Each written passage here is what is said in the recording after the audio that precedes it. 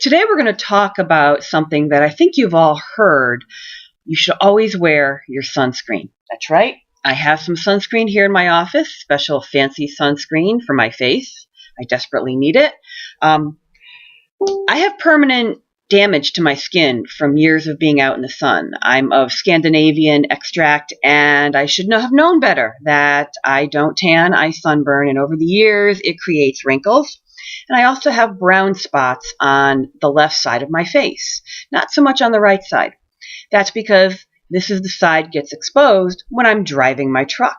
And many years of driving and having the sun hit the side of my face, permanent brown spots on this side of my face. Also have it on my arm, sticking the arm out the window when you drive. Always use your sunscreen.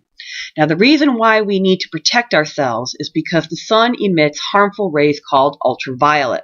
They're too short for you to see with your eye, but they definitely affect your body. Not only do they cause suntans and sunburns and wrinkles, but they also can affect your eyes and cause cataracts. If you've ever seen an old person or an old dog or cat that has cloudy eyes, that is the ultraviolet rays affecting the lenses in the eyes and making them cloudy.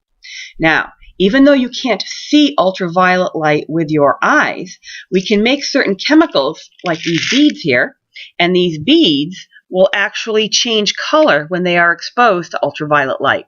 So I have an ultraviolet flashlight, think of it like a black light, and if I shine this on these beads, hopefully you will see that they have changed color. Let me move the computer here. Okay, so these have changed color. They've been exposed to ultraviolet light.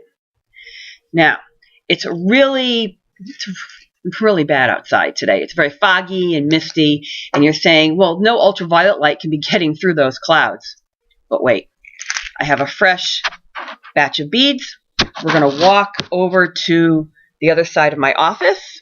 One of the great things about being an astronomer is you have your own platform outside your office on the roof. So, I'm outside. Hopefully you can see that it is not sunny out, but these beads are changing color.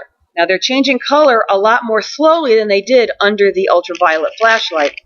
Hopefully you can see that they are indeed changing color. So even though it's cloudy and misty out, there is still ultraviolet light getting through the clouds.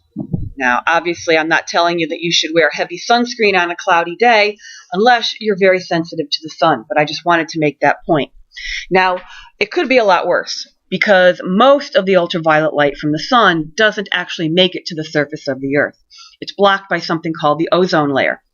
The ozone layer is about 20 miles up in the stratosphere. And what happens is that there's a special form of oxygen molecule called ozone, which is 3 atoms of oxygen stuck together rather than the normal 2, that pay the ultimate sacrifice for our benefit. When the ultraviolet light hits these triatomic ozone molecules, one of the oxygens gets popped off. And in the process, it absorbs that ultraviolet light. But it's okay because nature makes more ozone all the time. Now, this is where people are their own worst enemy, because certain products that we make destroy ozone, most notably things called CFCs, or chlorofluorocarbons. These were very common in the 1980s, the era of the big hair, lots of hairspray, the hair bands. We found that the propellant that was used to get the hairspray out of the can and other aerosols was breaking down the ozone layer. Also, CFCs were used in air conditioning and also used to make styrofoam. That is why we now have ozone-friendly propellants in aerosol cans and also ozone-friendly refrigerants. But if you have an old refrigerator or if you have an old car with air conditioning, you have to make very sure that you dispose of that properly, or those CFCs will make it into the atmosphere.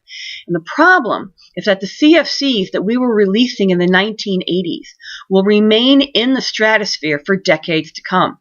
So CFCs, even though we are banning them, the ones we've already got in the atmosphere are going to continue to break down ozone for the rest of your life. So remember, always use your sunscreen.